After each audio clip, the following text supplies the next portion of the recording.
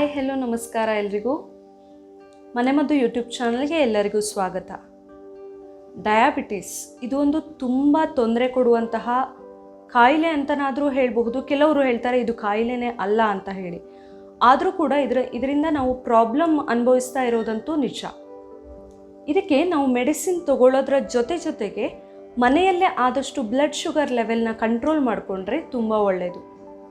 ಇವತ್ತಿನ ವಿಡಿಯೋದಲ್ಲಿ ನಾನು ಬ್ಲಡ್ ಶುಗರ್ ಲೆವೆಲ್ನ ನಾವು ಪೇರ್ಲೆ ಎಲೆನ ಯೂಸ್ ಮಾಡಿ ಹೇಗೆ ಕಡಿಮೆ ಮಾಡ್ಕೊಳ್ಬಹುದು ಅಥವಾ ಹೇಗೆ ಕಂಟ್ರೋಲಲ್ಲಿ ಇಟ್ಕೊಳ್ಬಹುದು ಅನ್ನೋದನ್ನು ಹೇಳ್ತೀನಿ. ಈ ವಿಡಿಯೋನ ಪೂರ್ತಿ ನೋಡಿ. ಹಾಗೆ ನೀವು ಯಾರಾದರೂ ಇನ್ನೂ ನನ್ನ ಚಾನಲ್ನ ಸಬ್ಸ್ಕ್ರೈಬ್ ಮಾಡಿಲ್ಲ ಆದರೆ ಸಬ್ಸ್ಕ್ರೈಬ್ ಮಾಡಿ, ಹಾಗೆ ಪಕ್ಕದಲ್ಲೇ ಇರುವ ಬೆಲ್ ಐಕಾನ್ನ ಕ್ಲಿಕ್ ಮಾಡಿ. ಶುಗರ್ನ ಕಂಟ್ರೋಲ್ ಮಾಡ್ಕೊಳ್ಳೋದಕ್ಕೆ ತುಂಬ ಜನ ಬೇರೆ ಬೇರೆ ರೀತಿಯಲ್ಲಿ ಮನೆ ಔಷಧಗಳನ್ನು ಅವರೇ ರೆಡಿ ಮಾಡ್ಕೊಳ್ತಾರೆ. ಇದು ತುಂಬ ಒಳ್ಳೆಯದು ಕೂಡ ಹೌದು. ಯಾಕಂತ ಹೇಳಿದರೆ ನಾವು ಪ್ರತಿದಿನ ಮೆಡಿಸಿನ್ ಏನೋ ತಗೊಳ್ತಾ ಇರೋದ್ರ ಜೊತೆಗೆ ಈ ಥರ ಮಾಡಿದಾಗ ಶುಗರ್ ಆಟೋಮ್ಯಾಟಿಕ್ಲಿ ಕಂಟ್ರೋಲಲ್ಲಿ ಇರುತ್ತೆ. ಹಾಗೆ ಅದರಿಂದ ನಮಗೆ ಯಾವುದೇ ಸೈಡ್ ಎಫೆಕ್ಟ್ಸ್, ನಮ್ಮ ಆರೋಗ್ಯದ ಮೇಲೆ ಯಾವುದೇ ಸೈಡ್ ಎಫೆಕ್ಟ್ಸ್ ಕೂಡ ಇರೋದಿಲ್ಲ. ಹಿಂದಿನ ವಿಡಿಯೋದಲ್ಲಿ ನಾನು ಪೇರ್ಲೆ ಎಲೆಯಿಂದ ಆಗುವಂತಹ ಬೆನಿಫಿಟ್ಸ್ಗಳ ಬಗ್ಗೆ ಹೇಳಿದ್ದೆ. ಅದರಲ್ಲಿ ನಾನು ಮುಖ್ಯವಾಗಿ ಹೇಳಿದ್ದು ಪೇರ್ಲೆ ಎಲೆನ ಶುಗರ್ ಕಂಟ್ರೋಲ್ಗೆ ಯೂಸ್ ಮಾಡ್ತಾರೆ ಅಥವಾ ಬ್ಲಡ್ ಶುಗರ್ ಕಂಟ್ರೋಲ್ ಮಾಡ್ಕೊಳ್ಳೋದಕ್ಕೆ ಯೂಸ್ ಮಾಡ್ತಾರೆ ಅಂತ ಹೇಳಿ. ತುಂಬ ಜನ ಕೇಳ್ತಾ ಇದ್ರು ಅದನ್ನು ಹೇಗೆ ಮಾಡೋದು, ಹೇಗೆ ಕಂಟ್ರೋಲಲ್ಲಿ ಇಟ್ಕೊಳ್ಳೋದು ಪೇರ್ಲೆ ಎಲೆನ ಯೂಸ್ ಮಾಡಿ ಅಂತ ಹೇಳಿ.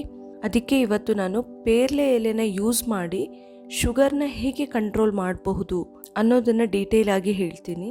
ತುಂಬ ಈಸಿಯಾಗಿ ನೀವು ಮಾಡ್ಕೊಳ್ಬಹುದಾದಂಥದ್ದು. ಪೇರ್ಲೆ ಎಲೆ ನಿಮಗೇನಾದರೂ ಈಸಿಯಾಗಿ ಸಿಗ್ತಿದೆ ಆದರೆ ಖಂಡಿತವಾಗ್ಲೂ ಇದಕ್ಕಿಂತ ಈಸಿ ಆಗಿರೋ ಹೋಮ್ ರೆಮಿಡಿ ಯಾವುದೂ ಇಲ್ಲ ಅಂತ ಹೇಳ್ಬೋದು. ಮೊದಲಿಗೆ ಒಂದು 5 ಪೇರ್ಲೆ ಎಲೆನ ತಗೊಳ್ಳಿ, ನೀಟಾಗಿ ತೊಳೆದು ಒರೆಸಿ ಇಟ್ಕೊಳ್ಳಿ. ಹಾಗೆ 1 ಲೋಟ ಆಗುವಷ್ಟು ನೀರನ್ನು ಕುದಿಯೋಕೆ ಇಡಿ.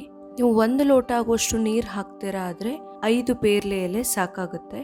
ಆ ನೀರು ಸ್ವಲ್ಪ ಬಿಸಿ ಆದಮೇಲೆ ಅದಕ್ಕೆ ನೀವು ಕ್ಲೀನ್ ಮಾಡಿ ಇಟ್ಕೊಂಡಿರುವಂತಹ ಪೇರ್ಲೆ ಎಲೆನ ಹಾಕಿ ಚೆನ್ನಾಗಿ ಕುದಿಸಿ ಒಂದು 8 ರಿಂದ 10 ನಿಮಿಷ ಕುದಿಸ್ಬೇಕಾಗತ್ತೆ. ಆ ಪೇರ್ಲೆ ಎಲೆ ಸತ್ವ ಎಲ್ಲ ಬಿಟ್ಕೊಂಡು ಆ ನೀರಿನ ಕಲರ್ ಕೂಡ ಸ್ವಲ್ಪನೇ ಚೇಂಜ್ ಆಗುತ್ತೆ. ಹಾಗೆ ನೀರು 1 ಲೋಟ ಇರೋದು ಆಲ್ಮೋಸ್ಟ್ ಅರ್ಧ ಲೋಟ ಆಗುವಷ್ಟು ಬರಬೇಕು. ಸೊ 8 ರಿಂದ 10 ನಿಮಿಷ ಕುದಿಸಿದ ಮೇಲೆ ಪೇರ್ಲೆ ಎಲೆಯ ಕಲರ್ ಫುಲ್ಲಾಗಿ ಚೇಂಜ್ ಆಗಿರುತ್ತೆ, ಅದು ಬೆಂದಿರೋ ಕಲರ್ ಬಂದಿರುತ್ತೆ. ಅಷ್ಟಾದಮೇಲೆ ನೀವು 1 ಲೋಟಕ್ಕೆ ಅದನ್ನು ಸೋಸಿ ಕುಡಿಬಹುದು.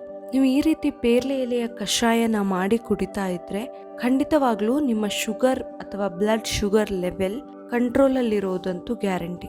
ಈಸಿಯಾಗಿ ಮಾಡ್ಕೊಳ್ಬಹುದು. ಈಸಿಯಾಗಿ ಸಿಗುವಂತಹ ಪೇರ್ಲೆ ಎಲೆಯಿಂದ ಮಾಡೋಕ್ಕೂ ಕೂಡ ಓನ್ಲಿ 10 ಮಿನಿಟ್ಸ್ ಸಾಕಾಗುತ್ತೆ.